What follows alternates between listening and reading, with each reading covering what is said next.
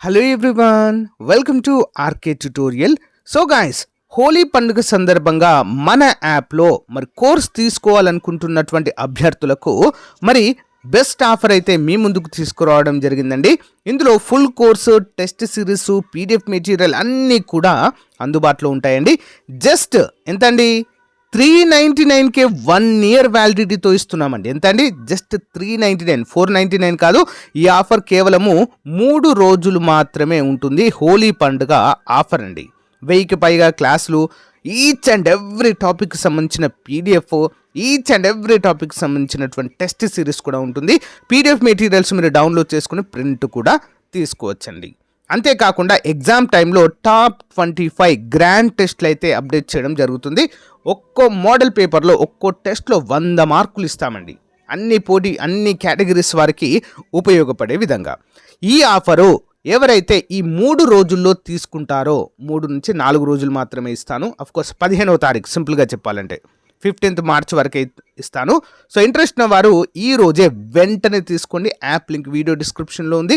మీకు app link దొరకకపోతే app link అని కామెంట్ పెట్టండి, ప్రొవైడ్ చేస్తాను. ఓకేనా? All the best.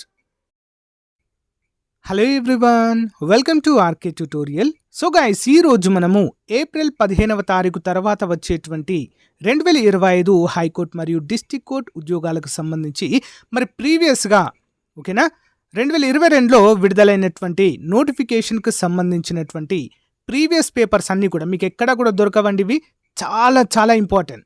ఆల్మోస్ట్ ఒక 50% క్వశ్చన్స్ రిపీట్ అవుతున్నాయండి ప్రతిసారి కూడా.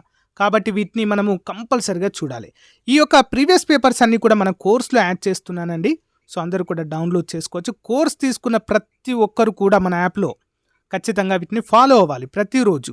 ఇంకా ఎవరైనా కోర్స్ తీసుకొని వాళ్ళు ఉంటే హోలీ ఆఫర్ ఉంది ప్రజెంట్, వెంటనే పర్చేజ్ చేయండి ఫ్రెండ్స్. ఓకే, 1 year వ్యాలిడిటీ ఇస్తున్నాం. ఒకవేళ ఎగ్జాము లేట్ అయినా కూడా ఇంకో 1 year కూడా ఫ్రీగానే ఎక్స్టెండ్ చేస్తాను. అందులో ఎలాంటి డౌట్ లేదు. మీకు ఎగ్జామ్ అయిపోయే వరకు కూడా, నోటిఫికేషన్ వచ్చి ఎగ్జామ్ అయిపోయే వరకు కూడా వ్యాలిడిటీ అయితే ఇస్తానండి. ఓకేనా? అందుకే ప్రతి ఒక్కరు తీసుకోండి కోర్సు. ఓకే, 100% యూస్ఫుల్గా ఉంటుంది. లాస్ట్ టైము ఈ యొక్క ఎగ్జామ్ వచ్చేసి stenographer grade 3, junior assistant and field assistant 3 ఉద్యోగాలకు కామన్గా నిర్వహిస్తారండి ఇది. సో వాటికి సంబంధించినటువంటి ప్రీవియస్ పేపర్ చూద్దాము. ముందుగా చిన్న లైక్ చేయండి చూస్తున్న ప్రతి ఒక్కరు కూడా.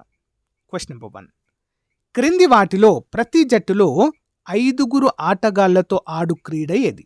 కేవలం 5 members ఉంటారండి. ఎందులో? బాస్కెట్బాల్ క్రీడలో. ఓకే, బాస్కెట్బాల్ క్రీడలో ఎంతమంది ఉంటారండి? 5 members ఉంటారండి. ఓకేనా? అత్యధిక మెంబర్స్ ఏ పోటీలో పాల్గొంటారంటే snake boat. Okay, snake boat అనేటువంటి స్పోర్ట్స్లో ఎక్కువ మంది ఉంటారండి. ఓకే, గమనించాలి. నెక్స్ట్, అమలు, పర్యవేక్షణ మరియు మద్దతు యంత్రాంగాలను కలిగి ఉన్న పిఎం గతిశక్తి నేషనల్ మాస్టర్ ప్లాన్ను కేంద్ర మంత్రివర్గము డాష్లో ఆమోదించింది. ఎప్పుడండి? అక్టోబర్ 1, 2021లో. ఓకేనా?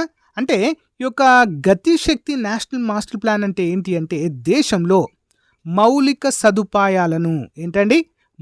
సదుపాయాలను మెరుగుపరచడం కోసం దీన్నైతే కేంద్ర ప్రభుత్వం ప్రకటించిందండి. ఓకేనా? గమనించాలి. నెక్స్ట్ వన్, ఆంధ్రప్రదేశ్ ప్రభుత్వము క్రింది వాటిలో ఏ నగరంలో రాష్ట్ర జ్యుడిషియల్ అకాడమీని స్థాపించడానికి అనుమతించింది? ఎక్కడండి? కర్నూల్ జిల్లాలో. Okay, judicial academy. ఓకేనా? ఫస్ట్ మనకు కర్నూలులోనే ఉండేదండి హైకోర్టు. ఓకేనా? తర్వాత దాన్ని మార్చడం అయితే జరిగింది అమరావతికి. అందరు కూడా గమనించాలి. ఓకే, నెక్స్ట్ వన్, మీ అందరికీ కూడా చిన్న క్వశ్చన్ అండి. ఎంతమంది సమాధానం చెప్తారో చూద్దాము. సుప్రీంకోర్టు ప్రధాన న్యాయమూర్తిగా పనిచేసినటువంటి మొట్టమొదటి తెలుగు వ్యక్తి ఎవరు? భారత సుప్రీంకోర్టు ప్రధాన న్యాయమూర్తిగా పనిచేసినటువంటి మొట్టమొదటి తెలుగు పర్సన్ ఎవరు? కామెంట్ రూపంలో తెలియచేయండి. మీకు తెలియకపోతే ఫస్ట్ పర్సన్ సుప్రీంకోర్టు జడ్జ్ అని కామెంట్ పెట్టండి, నేను ఆన్సర్ చెప్తా. ఫస్ట్ సిజేఐ ఏపీ అని పెట్టండి. AP first CJI. ఓకే, నేను ఆన్సర్ చెప్తా. ఓకే, నెక్స్ట్ వన్, ఇది కరెంట్ అఫైర్స్, వదిలేయండి. ఇది కూడా కరెంట్ అఫైర్సే. ఆర్థిక ఆర్థిక బాధ్యత మరియు బడ్జెట్ నిర్వహణ చట్టం పార్లమెంటులో డాష్ సంవత్సరంలో చట్టంగా రూపొందించబడింది. ఎప్పుడండి? 2023లో. నెక్స్ట్ వన్, శ్రీవారి బ్రహ్మోత్సవం అనే హిందూ లేదా తెలుగు మాసమైన డాష్ మొత్తం జరిగే వార్షిక పండుగ. ఏ తెలుగు నెలలో నిర్వహిస్తారండి శ్రీవారి బ్రహ్మోత్సవాలు? ఆన్సర్ ఆశ్వయుజ మాసములో. ఆశ్వయుజ మాసంలో శ్రీవారి బ్రహ్మోత్సవాలను నిర్వహించడము జరుగుతుంది. Important. Next one, grand slam అనే పదము ఏ క్రీడకు సంబంధించింది? గ్రాండ్ స్లామ్ ఏంటండి? Lawn tennis. Okay, lawn tennis అనేటువంటి దానికి సంబంధించింది ఈ యొక్క గ్రాండ్ స్లామ్. నెక్స్ట్ వన్, ఇది కూడా కరెంట్ అఫైర్స్ వదిలేయండి. క్రింది వాటిలో కేరళ రాష్ట్రంలో ప్రధానంగా మాట్లాడే భాష ఏంటి? ఏం మాట్లాడతాడండి? మలయాళము. ఓకేనా. కేరళకి మరికొన్ని పేర్లు ఏంటండి? God's own country. ఓకేనా. Spice garden of India. Spice garden of India. Next దీనికి ఇంకొకటి కూడా ఉందండి, లాగూన్స్ గల రాష్ట్రం. Lagoons, backwaters. ఓకే. మరి భారతదేశంలో రబ్బర్ ఉత్పత్తిలో ప్రథమ స్థానంలో ఉన్నది కేరళనేనండి. ఓకేనా, అందరూ కూడా గమనించాలి. ఓకే. నెక్స్ట్ అరేబియా సముద్రపు రాణి అని ఏ ఓడరేవునంటారు? కొచ్చి. ఎక్కడుందండి కొచ్చి? ఇది కూడా కేరళలోనే ఉంది. ఓకే, గమనించాలి అందరూ కూడా.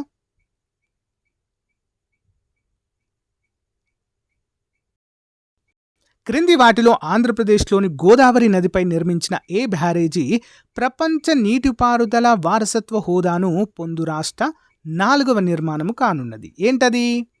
Sir Arthur cotton barrage. దీన్నే మనము ధవళేశ్వరం ఆనకట్ట అని కూడా అంటాము.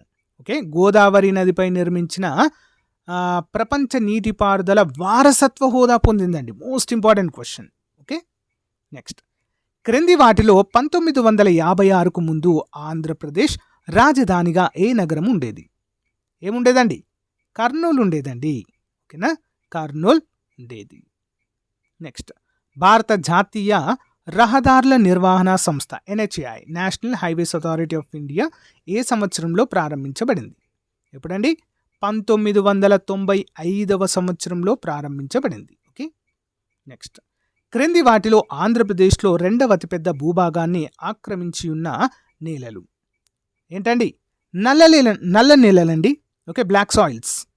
మరి మొట్టమొదటి స్థానంలో ఉన్న నేలలు ఏంటి అంటే ఎర్ర నేలలు, రెడ్ సాయిల్. ఆల్మోస్ట్ 49% అలా ఉంటాయండి రెడ్ సాయిల్సే మరి 2 తెలుగు రాష్ట్రాల్లో కూడా. ఓకేనా. తర్వాత 2వ స్థానంలో నల్లరేగడి నేలలు ఉంటాయి. ఓకే. నెక్స్ట్ వన్ చూద్దాం. స్విమ్మింగ్ ఫెడరేషన్ ఆఫ్ ఇండియా ప్రధాన కార్యాలయం ఇక్కడ నెలకొని ఉంది? Swimming federation of India Ahmedabad. Okay, Ahmedabad. Current affairs వదిలేయండి. బొజ్జనకొండ అనేది ఏ మత సమాజానికి సంబంధించిన ఆంధ్రప్రదేశ్లోని ప్రాచీన శిల్పశైలి? బొజ్జనకొండ ఏంటండి? బౌద్ధ మతం అండి. బౌద్ధ మతము. Important question. నెక్స్ట్, తెలంగాణ ఉద్యమంలో ముల్కీ ఆందోళన తొలి ఘట్టము ఇది డాష్ సంవత్సరంలో జరిగింది? ముల్కీ ఆందోళన ఎప్పుడండి? 1952వ సంవత్సరంలో. ఓకే, స్థానికులకే ఉద్యోగాలు కావాలి అనేటువంటి నినాదంతో. కరెంట్ అఫైర్స్ వదిలేయండి ఇది. నెక్స్ట్ వన్, ఏ వ్యక్తి అయినా తనంత తాను ఏదైనా విదేశీ పౌరసత్వాన్ని పొందినట్లయితే భారత పౌరుడిగా ఉండరాదు అని భారత రాజ్యాంగంలోని ఏ అధికరణ పేర్కొంటుంది? ఆన్సర్ ఆర్టికల్ 9 అండి. ఏంటది? ఆర్టికల్ 9. ఇంపార్టెంట్. నెక్స్ట్ వన్, భారతదేశపు విశిష్ట పురాతన సంస్థ అయిన అగ్రి హార్టికల్చర్ సొసైటీ ఆఫ్ ఇండియాను reverend doctor William carry dash సంవత్సరంలో ప్రారంభించారు? ఎప్పుడండి? 1820వ సంవత్సరంలో ప్రారంభించారు.